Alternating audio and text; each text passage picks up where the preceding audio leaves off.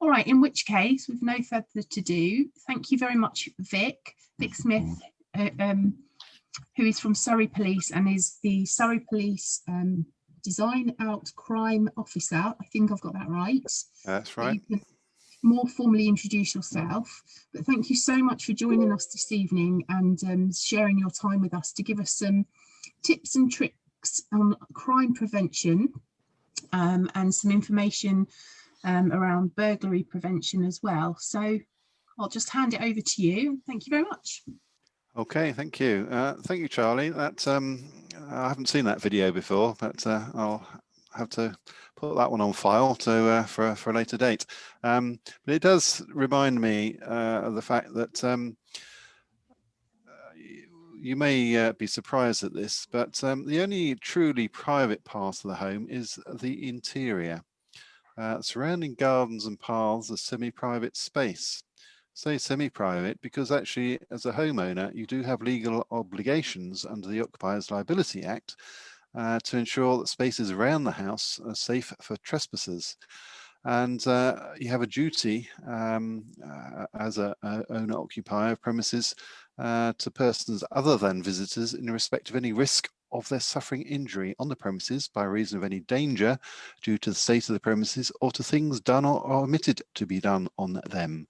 I can't get into any discussion. That is what really the legal standing is. So when we talk about defensive planting, actually, you can probably get away with a lot more defensive planting and there's a lot more injurious type plants, especially pyracantha, rather than barbed wire or razor wire or the ilk. So we can't legislate, fortunately, against planting, but we can against other things that could be deemed to be manufactured to cause injury.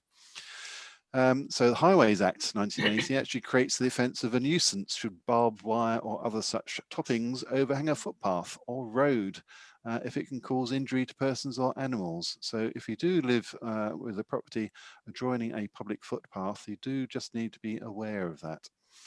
And obviously there are planning regulations that residents need to adhere to, permissible heights of boundary walls or fences being the one that probably concerns us here as far as crime prevention is concerned. So basically what you can have is a fence or a wall up to 6 foot, 3 foot at the front, but 6 foot side and rear. If you wanted something taller, then you're likely to fall foul of the town planners. Although it's recommended or advised that you can probably add a bit of extra height with some trellis along the top just to make it that much more difficult to climb over. So an open trellis at the top of a 6 foot fence you can probably get away with, but bear in mind that anything more permanent or robust than 6 foot or 1.8 meters is going to be subject to planning regulations. We can mention other things like the Environmental Protection Act, which creates the offence of nuisance to cover light trespass into other homes, especially if it's going to dazzle pedestrians or road users. And then you've also got other bits and bobs of legislation around alarms and where key holder details may be required, but I don't think we need to go into that at this stage. So what I will come on to now is the fact that, okay, if we talk about crime prevention, we're not really sort of just making it up as we go along, and a lot of the crime prevention techniques that have been around that we talk about have actually been around for some time. So what we look at are basically 6 principles of crime prevention to make any you know, whether it's a house or a shop or a factory or whatever. We can break down our thought processes into 6 principles. So the overriding one is what we call target hardening. So you want to protect your home. So what is it you're going to actually do to make it that much more difficult for anybody to break into? And you know, that can be an awful lot of things, but if we're talking about basic crime prevention, it's probably about making sure that doors windows robust as they can be, and locks work and are fit for purpose. So that, in a nutshell, is and we can come on to this in more detail, is target hardening. The next one is target removal. So if you've got property which you think is something that a burglar is going to be interested in, if they manage to break into the house and find it, then you've got various options, and one of those options might be that your jewellery and such like is kept in a safety deposit box somewhere, or certainly in a safe. And certainly out of view, so target removal. So don't leave things. That's when we give advice about not leaving things on view in windows. Why is it that shops always put their best champagne by the front door to entice people in? Well, also entices thieves in who then can run off with it by the box load rather than just the odd bottle or two. But we can't win all our battles, and especially when we're talking about big business. Remove the means to commit crime is another example of our principles. So burglars don't tend to be walking the streets with the tools of their trade, and why should they when they can easily find them in your garden shed? Do an awful lot of damage with a garden spade, garden fork, or anything else that they might find. May even be a large potted plant. If they can throw that through a large window and shatter the glass, walk through the window, then that just enables them. So have a think about that. Next time you're gardening and it starts raining, do make sure that you put your spades and tools away so that they're not easily accessible. And keep sheds. We mentioned sheds earlier on in protecting our gardens. Whatever you can do, sheds are sheds at the end of the day, so they're never going to be that secure, but don't make it easy for them. Another good example that you may or may not be aware of is that we had a big campaign at one time, and it's generally the fact now that the glasses you find in pubs are made of shatterproof glass, or glass that just smashes into tiny little pieces, rather than people being able to use them to cause horrendous injuries, which we used to see in the pubs. We mentioned also in the video visibility or surveillance. So visibility or surveillance is yet another one of our principles. Offenders do not really want to be seen. They don't want to bring attention upon themselves. So we can increase the visibility of them walking up to the front door, for instance, by having a low wall or a low fence at the front of the house, and having, if you do have landscaping, if you do have shrubs and such like, then keep them to perhaps no more than 1 metre, so that anybody, especially if you are overlooked by neighbours on the opposite side of the street, can actually get a view across to who actually might be knocking on your door, and which is invariably what they do. They'll knock on the door, and if there's no answer, then they'll find a way around the back. So visibility or surveillance there is an important aspect. So lighting, particularly after dark, so that if there is anybody on the front of your property, and they're going to be visible. So manage shrubs and trees, reduction in height of fences, lighting. You may even want to consider CCTV. It really rather depends on the cost that you're prepared to go to, and what it is, of course, at the end of the day, you're protecting. We call visibility surveillance. We got formal surveillance or informal surveillance. So informal surveillance is you and the neighbours sort of getting together as a neighbourhood watch and keeping an eye out for each other. And there are all sorts of different sort of watch examples around. And then, so that's the informal surveillance, whereas formal surveillance is what we refer to as far as the CCTV is concerned. So within the town centres, for instance, you're not going to have so many people taking so much interest in what's going on, because they all doing their shopping and worrying about other things, and perhaps not so aware of their surroundings that they notice anything untoward.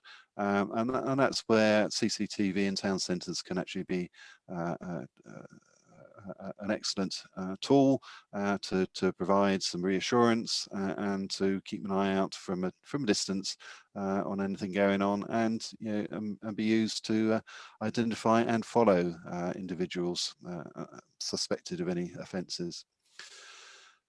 So visibility or surveillance, maybe say about neighbourhood watch areas, active neighbourhood watches. It's proven that active neighbourhood watches do reduce crime by a considerable sort of 60–70%, and but it does have to be active. So it's you, when you're arriving home, actually sort of having a look around before you get the shopping out, before you lock the car up, before you go indoors. Is there anybody around? Actually sort of, don't feel too afraid of actually saying to people, "Oh, don't recognise you. Who are you then?" Because if they are residents, then hopefully they'll respond appropriately. If they do say, "Well, what's it got to do with you?" Well, you do actually have a good support, because you can say, "Well, we're Neighbourhood Watch. There's our sign. I'm the local Neighbourhood Watch coordinator or member, whatever." So it can empower you to a certain extent as well. Certainly not suggesting that you go and approach anybody in a vigilante sort of style, but do use the tools that you have to assist you. So we can add actually to those principles, because we always want to make things more complicated. I think it must be academics amongst us. Is that right, Charlie? So controlling access to facilities is a very general term, but if you're going to an offices, I mean, if you work in offices, then especially if they're larger offices, that you do have to swipe in and perhaps around the building as well. So that's sort of shutting it down to legitimate users. So, and that's exactly what you're doing. You come in, you're going to lock the door, aren't you? You don't leave the door open for anybody to come in.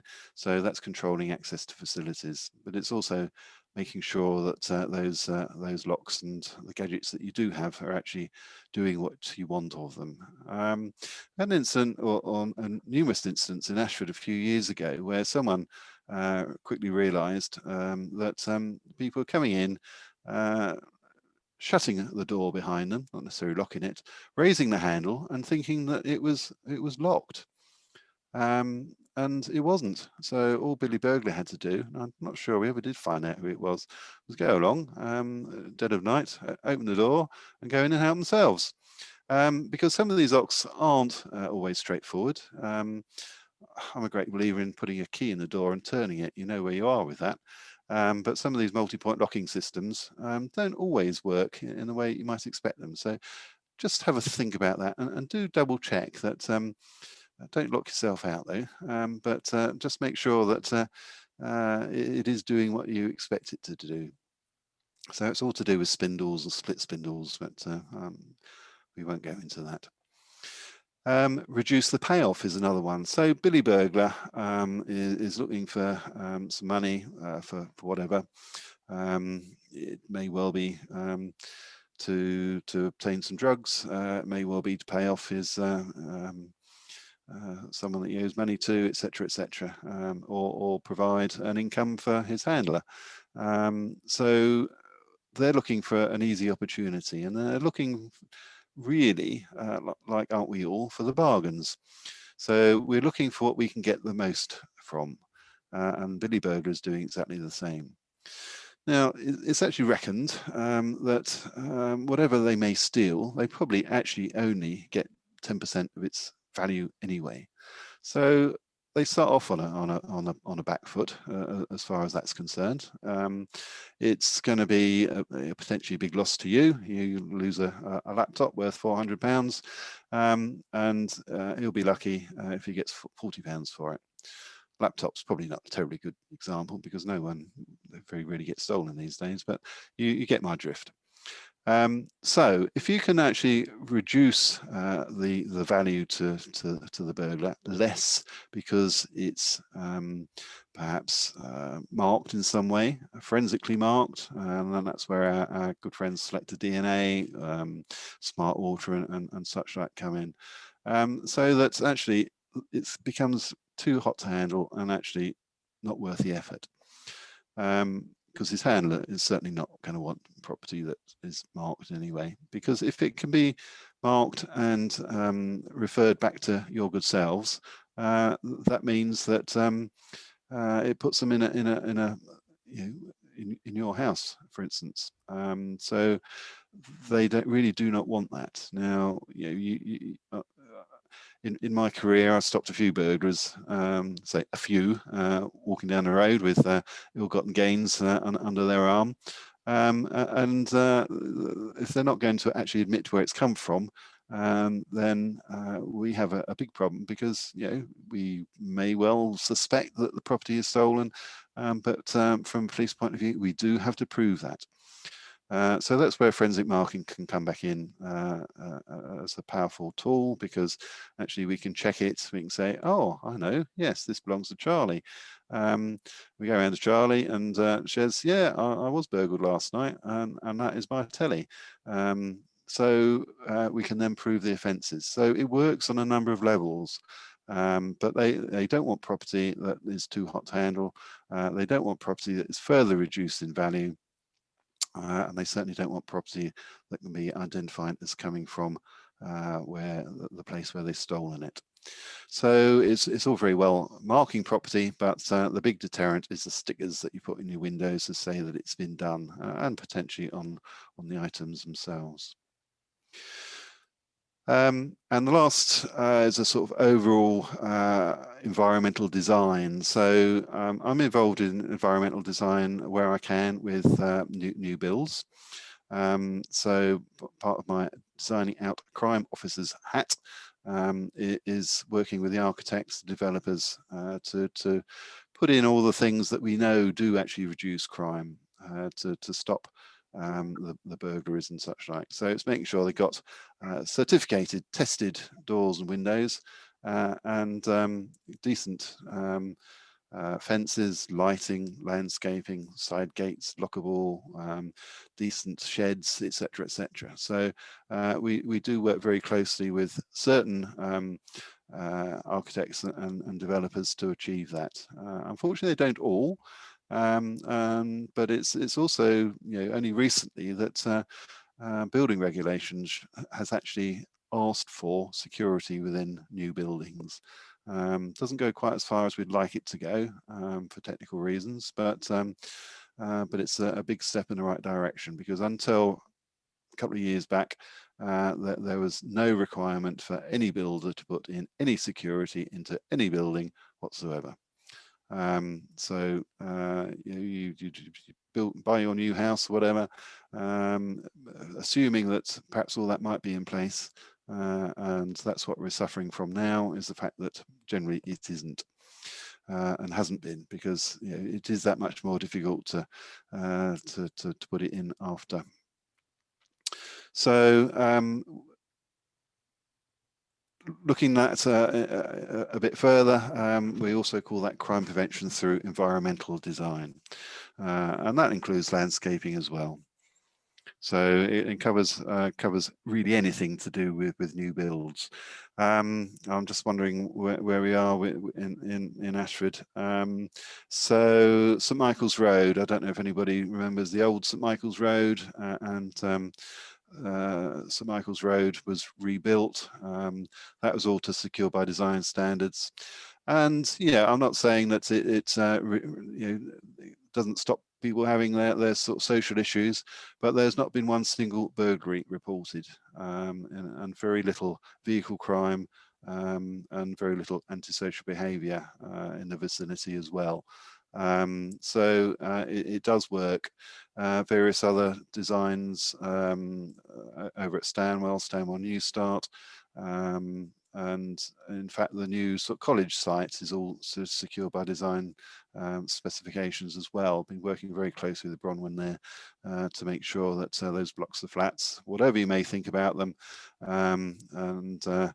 but at least they are safe and secure from a secure by design point of view, which is sort of my overriding professional body. And if you feel like it, do go onto the Secure by Design website. You'll find a lot of interesting information on there, and also potentially details of manufacturers if you're looking for certain things.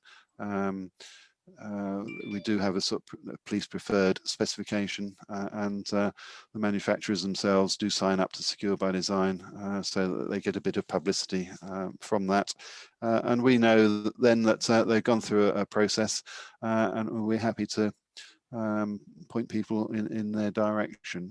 It is difficult sometimes for the police because we're always being asked, well, who does this locally, who does that locally? And often it's a question of you perhaps talking to your neighbours. You're thinking about getting an alarm. Do you ask the next door neighbours? They got a bright shiny new alarm. Would they recommend them, for instance? You may find that they do, may find that they don't. So, you know, word of mouth, I think, is always important. But we can point you in the right direction. Might I just, sorry to interrupt your flow, I'm just interested to know if there are, when you're saying secured by design, are you talking about the actual layout of a street, or are you talking more specifically about alarms and such already being fitted as part of the build? Right, so Secure by Design doesn't actually you don't have to have an alarm as part of the Secure by Design, but what you do need is a fuse spur to install it. But Secure by Design have been looking at alarms and alarm companies and are encouraging to sort of come in and work with us as a sort of trade body. But it's as far as new build is concerned, yes, it's the layout, and yes, it's also the physical security, but doesn't go as far as alarms or CCTV.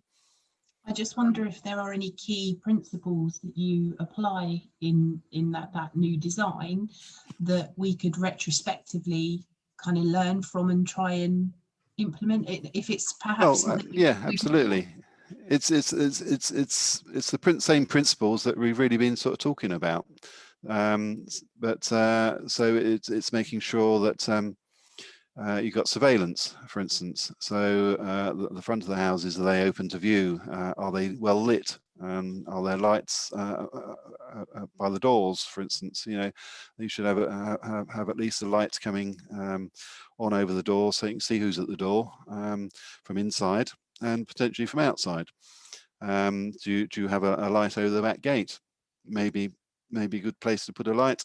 Do you make sure that the gate is robust and has got is lockable? Do we put some trellis over the top to make it higher?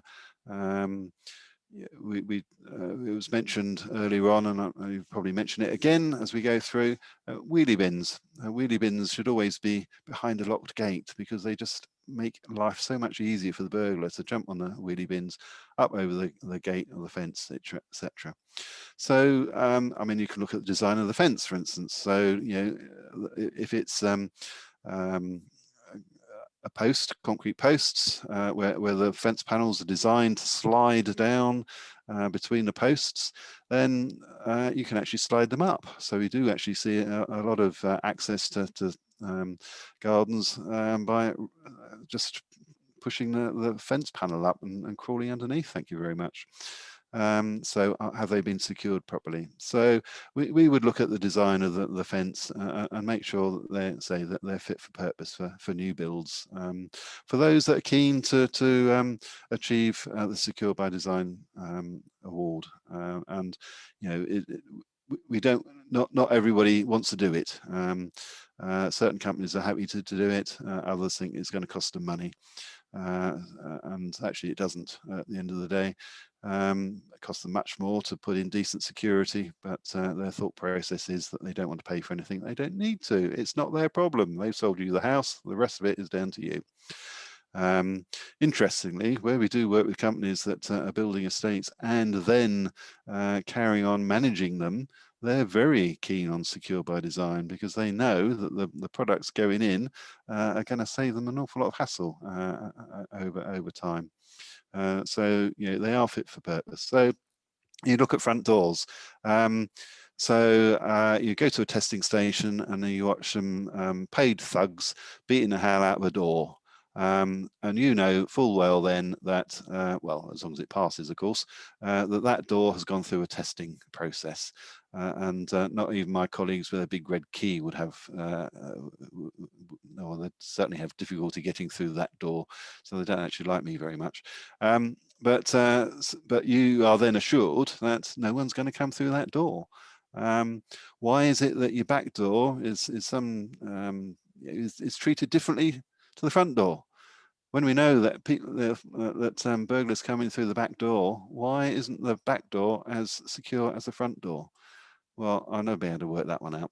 But you probably look at your back door and think, what's wrong with that? Well, it's certainly not up to the front door, is it? We want to be, we have this habit, we're all the same, I'm sure, that we lock the front door behind us and think that we're safe. What I'm trying to do, and have been for many years, is say, well, no, front may well be secure, but that's why they don't go through the front, they go around the back. It's so much easier. So part of to answer your question a bit more about what we do for secure by design is make sure that the rear door or the side door is actually as strong as the front door. We call it a PAS 24, which is a kind of British standard 20 door.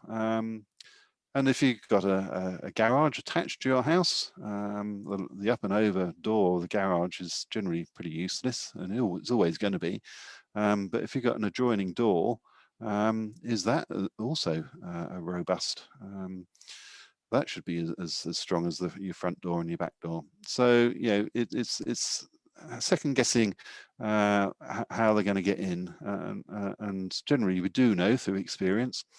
We have mentioned, I think, before presentations, how many burglaries are achieved around the back, and it's a considerable number, isn't it, Charlie? So just look at the facts. So hopefully that sort of answers your question there. So bear with me a moment. So, I mean,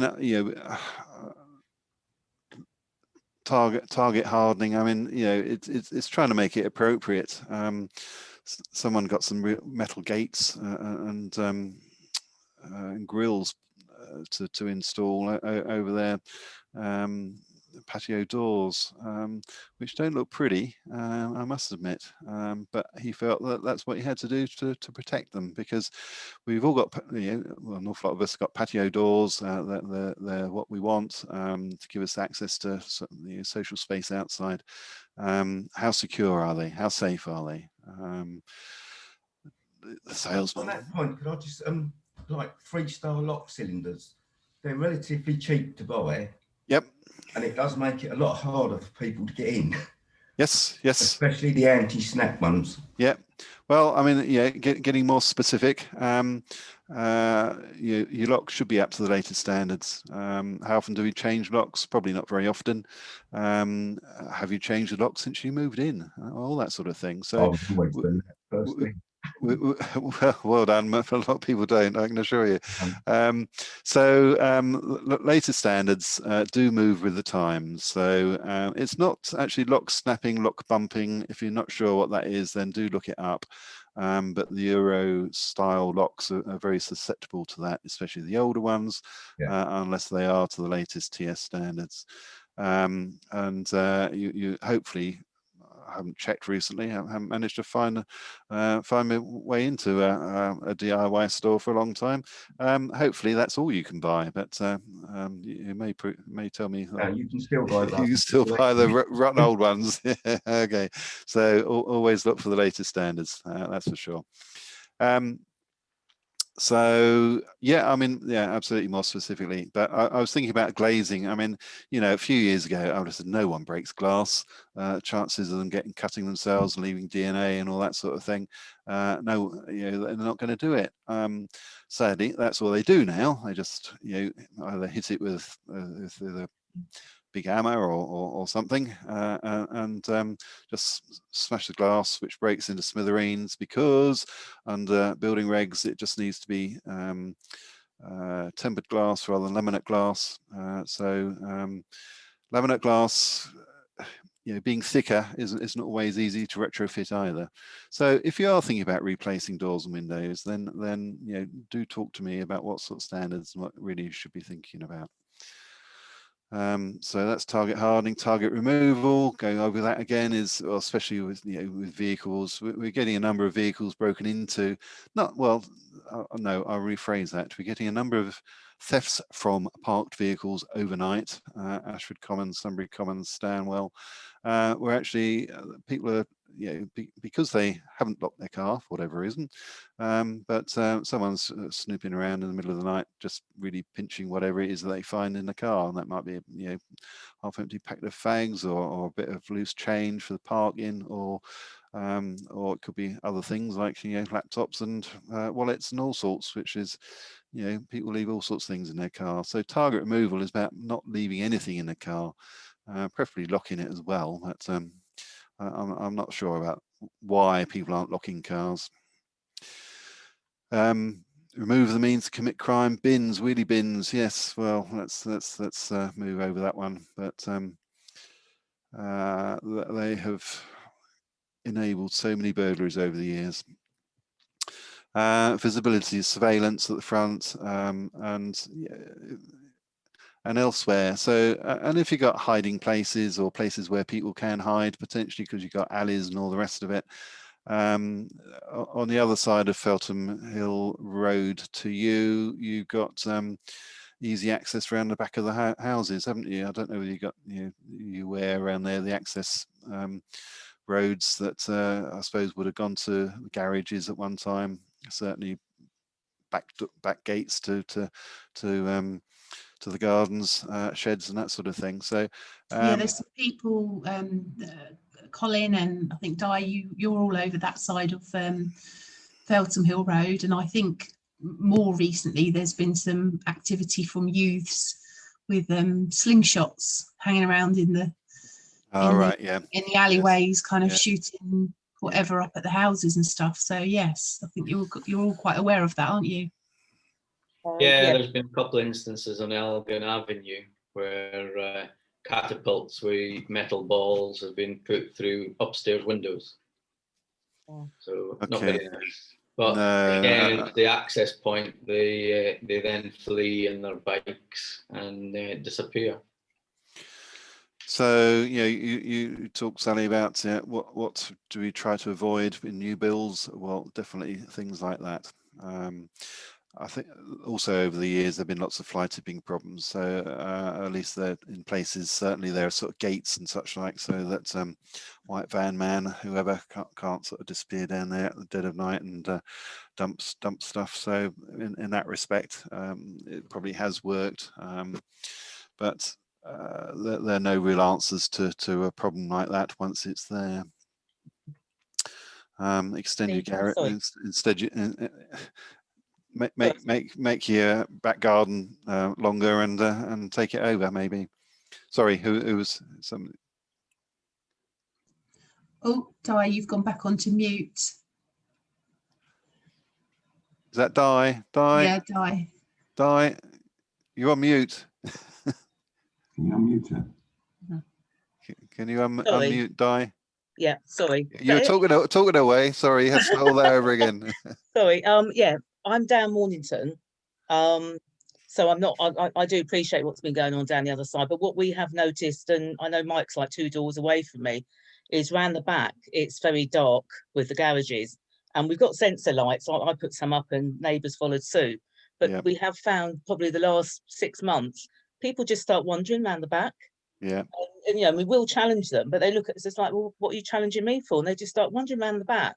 Yeah. And there's no access through there. They've got no right to be there whatsoever. Yeah. No. So yeah, we do keep a watch out, but it's quite worrying. Yeah, and you have to, but you know, at least if you've spoken to them and they've responded, then they're going to be on the back foot, because if they are doing anything untoward, then you're going to recognise them again. So it's always good to at least make sure that they know that you've seen them wherever you can, and say, without putting yourself at risk.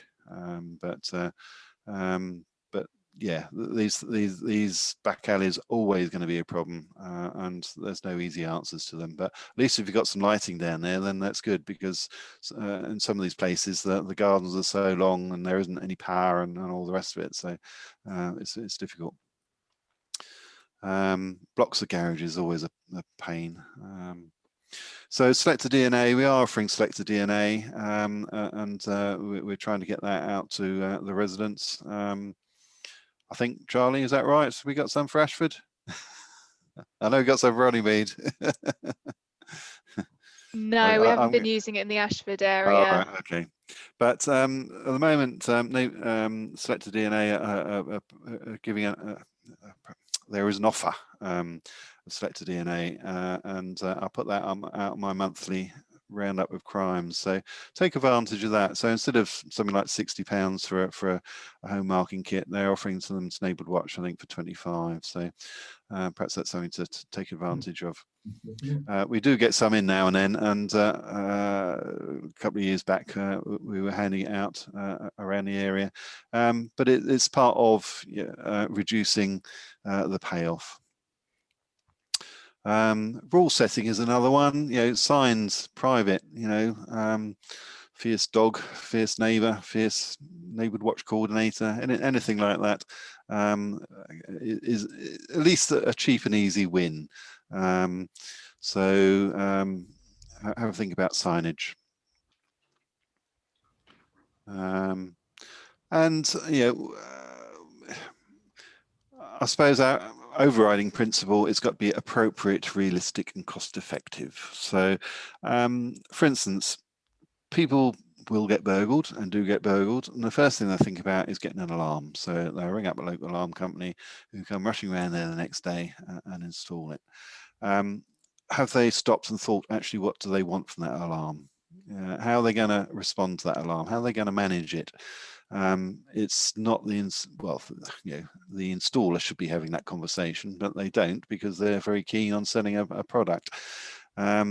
Is that really the answer? Well, if they can still get in and out within a few minutes and achieve their aims, then an alarm really is not going to stop anybody. So to my mind, your money is best spent on making your physical security better before you start looking at other things, electronic security or even CCTV.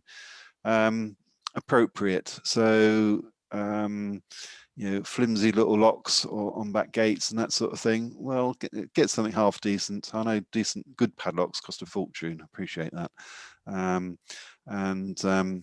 But some of the locks that you see, we talk about secure by design. It reminds me of a story for a new development over at between Staines and Ashford. I better not say which one it is, but handed over to the local housing association. I thought it was very nice. Yeah, they got locks and all the sheds and padlocks on the back door, back gates, and all that sort of thing. And then a few months later, that someone had or a number of residents had property stolen from the sheds. And when I queried it, apparently they'd put the same lock with the same key on all the sheds. So someone had quickly gotten onto the fact that they got a key to their shed, they get into everybody else's. Thank you very much. Yeah, well, we do get caught out still. So appropriate and realistic, and it doesn't want to look horrible, does it, either? So do you want to put palisade up, fencing up around your garden? I don't think so. So think about what's realistic and cost effective. Yes, I mean, you know, if you want a castle with a moat around it, no expense spared, then absolutely you can go for it. But I'm sure really that you'd much prefer to spend your money on something nicer than security. Not suggesting that you shouldn't, but yeah, it is always a question of priorities. I'm well aware of that. So we talked about forensic marking, property marking. There are other variations on a theme. So you can register property. Immobilize.com is a database that you can go onto free of charge. You create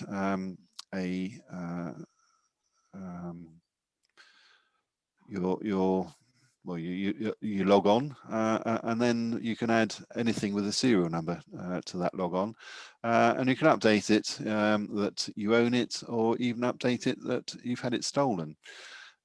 What's the big advantage of that? Well, the big advantage of that is that we talk to the second-hand dealers, shall we say, your local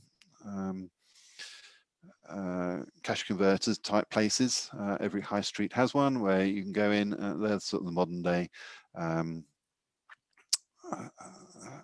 You take stuff in and you buy and sell, or you can leave it there, and they'll give you some money towards towards it to keep you going and that sort of thing. And it's something that a lot of people are involved with, and it's very easy, you know, for the burglars to dispose of their property there as well. As part of the process of checking the property that they're dealing with, they should actually go onto that same database and check that that property does belong to the individual concerned.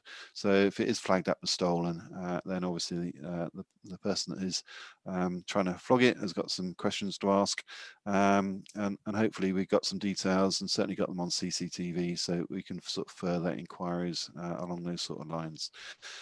So they can do their due diligence by checking the same database, and they do. So especially certain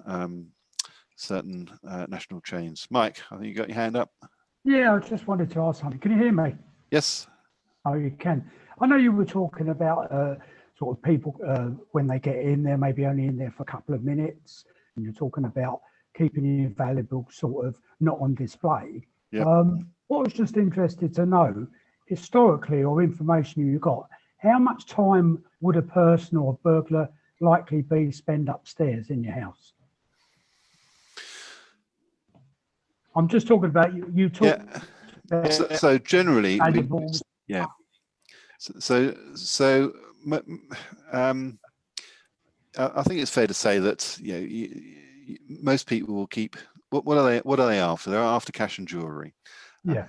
Where they most likely to find certainly jewellery in the master bedroom, in bedside cabinet, maybe in a safe in the bottom of the wardrobe, or I'd say safe. They're sort of storage boxes rather than safes. So they're going to head straight upstairs and have a quick search around. They don't want to spend time inside the house because they're stuck there. I don't know, Charlie, is there any sort of, you got access quickly to any research from your point of view, or can you add any sort of value to that? It's difficult to know unless someone actually sees them coming in or out, or they trigger something. So most of the time, someone's not at home for anywhere, I don't know, an hour-ish or longer, so you don't actually know how long they spend in the house. I think in Ashford they're pretty efficient from the kind of instances I've seen, but we don't have any actual data on it, no. So I mean, Maxine did did share Yep. some statistics and some data in our December coordinators meeting that we recorded and circulated, and I can send it on to you again, Mike, just so you can watch it again. It wasn't 100% specific, because I think, like the other two have said, that's difficult to put a number on, but she did say that, you know, on average, the burglars are literally like 2 to 3 minutes in the house, plus they tend to, on, you know, majority of cases, it's side and rear access. And again, majority of cases, it was ground floor access, and therefore quite often bungalows were the target because they don't have to go up the stairs. But that obviously doesn't limit them to only those things. That was just the things that they had identified as being most common. Yeah. We have data on how long the property was unoccupied for generally, but yeah, it's the actual time that the burglars in there we're not sure on. But as Sally said, you know, anecdotally and from what we do know in Ashford, they have been fairly quick and efficient. They don't want to be caught on the premises. Where they have been seen going in and reported by the neighbours, you know, minutes, it's literally minutes that pass before they can get out again, or before they leave. So you know, they don't hang around, that's for sure. They know where it's likely to be. It's unusual for homes to be ransacked completely. We do see it on occasions, especially when it's family gold, sometimes the target, where presumably they're fairly convinced that it's there, and they just can't find it. So, you know, we do see some instances where they even sort of pull out fireplaces and look under the bath and all that sort of thing. So so I think I'd be a bit careful as well. If you think that you've hidden something away that no one's ever going to find it, someone's probably already thought about that as a hiding place, and that's probably where they're going to look for it. Yeah, be mindful of that. So within minutes, so they, you know, less chance to leave any incriminating evidence, and less chance of them being stuck in a home, in a house. So, you know, that they'll protect themselves against being surprised by locking the front door, for instance, if they can, if it's the old-fashioned sort of door. So we do get instances where people arrive at the front door, you know, residents arrive at the front door, home, and can't get through the front door because it has been locked from the inside, that sort of thing. You know, the other thing to mention perhaps is that you know, when we're looking at the times of burglaries, generally they are during the day. We want to feel that we're safe at night, safe from burglars and such like, but actually it's when you're out of the home that the house is the most vulnerable. Not to say there aren't some instances, it depends what they want. If they want your car, then obviously if you use it for work and such like, the time that the car is there and the opportunity to steal it is when you're at home. So they may well take the opportunity or the chance to break in at night, steal the keys and that sort of thing. Although there are, of course, other ways of stealing modern cars. But your average Billy burglar is looking for a quick and easy opportunity, usually out and about during the day. Favorite time is just at dusk, when or just after dark, when anybody can walk down the street and work out who's in and who isn't. And the only thing I'd add to that is that we will often say, or you know, I'd traditionally would say, you know, it's your front door. If someone rings on the doorbell, knocks on a knocker, if you don't want to answer it, then don't. But actually, I would actually say that these days, because we do know that the burglars do an occupancy test, if you don't answer it, then they might think the house is unoccupied.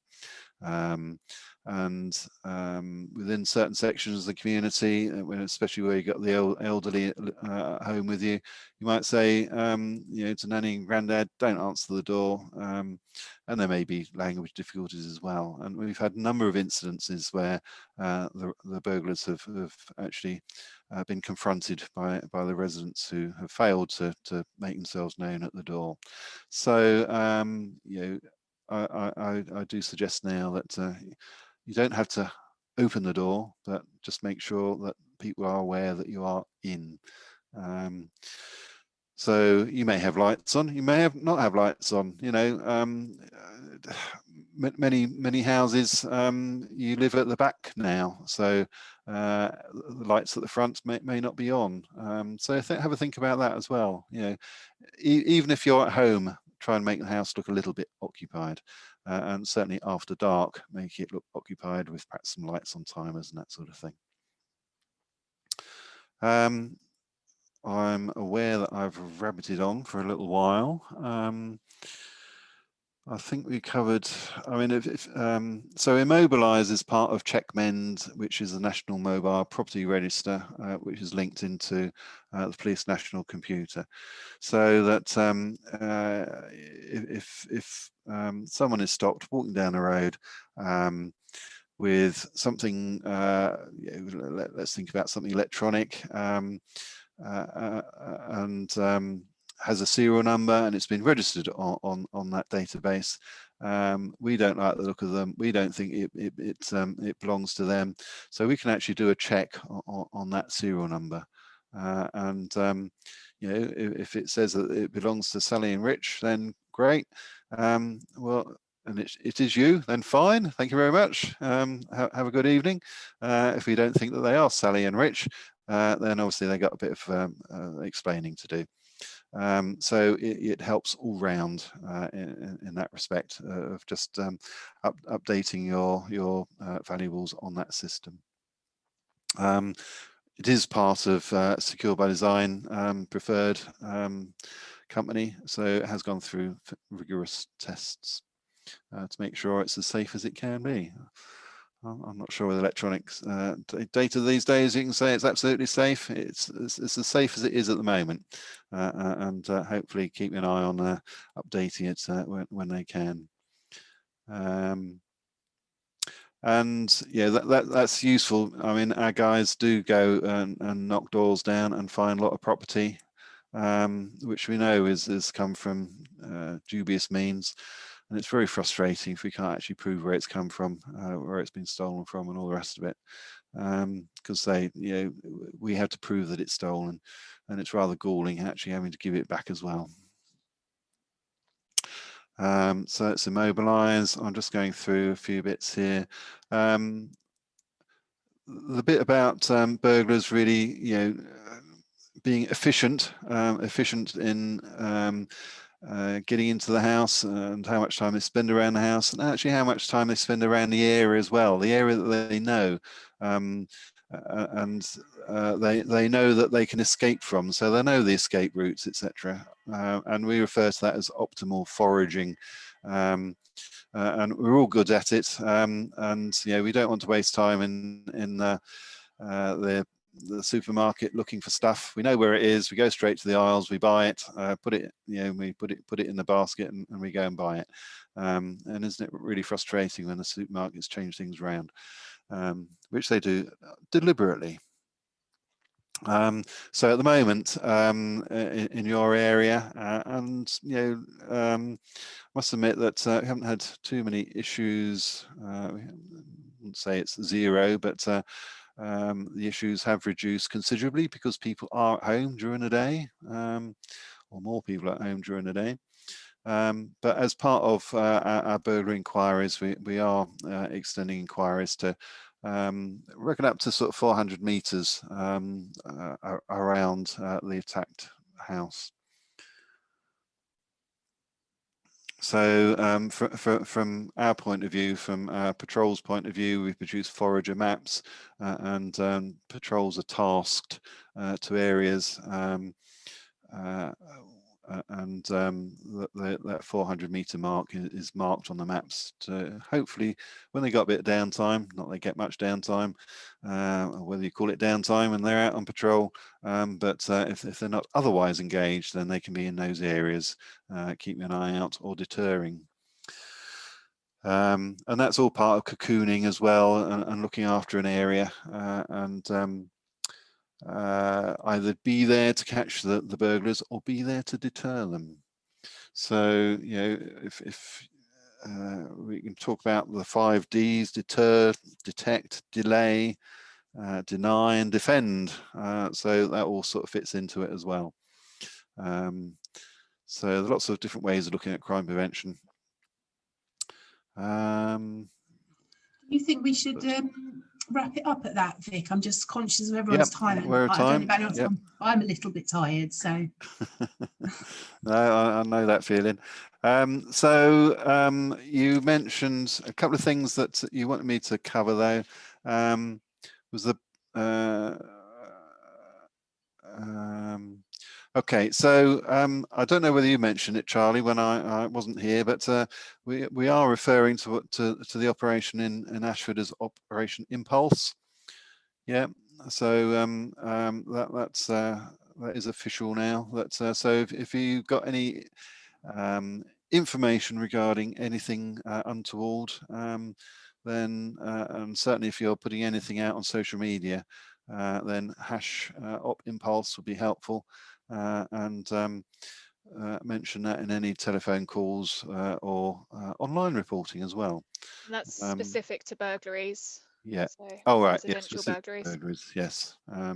So for the operation, the buddy scheme. I mean, you've probably all got more vulnerable neighbours, and part of Neighbourhood Watch is looking after your more vulnerable neighbours. We are still getting the bogus callers on occasions. They're always going to be out and about taking advantage where they can, whether it's tarmacking, tree work, or any of those things. So please do sort of keep an eye out. If you got particularly friendly, or if you are particularly friendly with these individuals, vulnerable residents, and they're nearby, and if you are around, then the buddy scheme is something that, so that instead of the bogus callers knocking on their door and gaining an advantage, there could be a suggestion that if people want to talk to the resident, then they should knock next door or something along those sort of lines. David Priddy sort of did. I think David, you sort of brought out the fact that, especially if it's an authority, I suppose, a church and police and such like, then you've got to be a bit careful about that, and who your trusted neighbour might be. But do whatever you can, really, to provide some sort of safety net around the more vulnerable, usually elderly, not always elderly, residents that could well be sort of being taken advantage of. So I think that covered that. Any burning issues? I mean, you've been following me on this. I say, it's. We used to have a saying, it ain't rocket science, and it isn't. But it's, and probably what you need to do to make your house a bit more secure. So perhaps it's just time to go out and do it. And you're absolutely right, Vic. I think a lot of it is common sense, but it is a matter of priority, isn't it? And there's often things that we overlook, or another year has passed and we keep meaning to do that, or change that, or do this. And actually, it's just nice to hear from yourself, in a position of authority with these recommendations, just to remind us, like you say, to just get up and go and do these things, especially if we want to protect. I mean, for us, apart from the valuables that we might have, ultimately, it's about having people intrude in your own private space, the place where you feel you're absolutely safest. And I think ultimately that would be the most shocking thing, because the laptops and whatever can be replaced ultimately, but your feeling of personal safety will be a tricky one to replace, I think. Absolutely. No, it's a psychological damage, and people say, well, I'm going to move now. I go and see.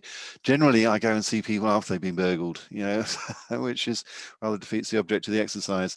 They know what's wrong. They know what they need to do at that point. Sadly, so have a think. There are never any guarantees. Have a think about it before it happens to you. let's absolutely hope that it doesn't. But the suggestions I hope that I've made are appropriate, realistic, and cost effective. Don't go out and spend a fortune on an alarm. In the first instance, certainly until you've done the other things. Absolutely. Any alarm installers online here?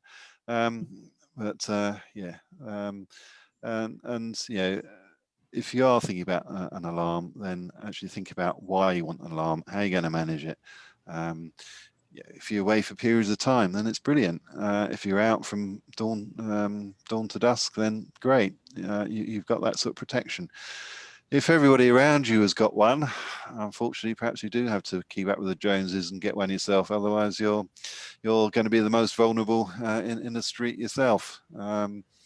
But what we do find is that people will react and go out and get an alarm, and we know full well that 6 months later they're fed up with it. They can't be bothered with it. It's too much hassle. It's too much aggro, and it's sitting there, still earning the alarm company an awful lot of money, but absolutely doing nothing for the residents themselves. Sorry to interrupt you. How effective are the dummy boxes that people put on their walls? Well, I can't suggest that anything dummy is going to be effective. Dummy CCTV, they know it's dummy. Dummy alarms, unless it is one that is recognisable from a local company, then they're going to know. Bear in mind that they might not be at school learning useful things, but they're certainly learning practical things from elsewhere, shall we say. So bad information will pass quickly amongst themselves. They've got that sort of level of knowledge. They know when a camera's not working in the high street within 24 hours, so they'll take advantage of it. They're switched on to these sorts of things, and they know full well that dummy box on your house is a dummy. It's not, it does seem like a cheap option, an alternative, but certainly not something that we'd condone or support. Right. Does anybody else have any questions or topics? No. Okay, in that case, Vic, thank you so much for your time. Thank you. Really appreciate hearing from you with all your advice and great tips. And we'll share the video amongst others people who can make it tonight. So the word will definitely get out. Great. Okay. No, thank you for inviting me. Hope it's useful. And if you've got any more specific questions, do give me a call. Awesome. All right, everybody, have a wonderful evening. Thank you so much. Thanks, Vic. Okay. Bye-bye. Cheers for now. Bye. Please, thank you. Thank you. Thanks, Sally. Cheers, guys. Bye. Bye-bye.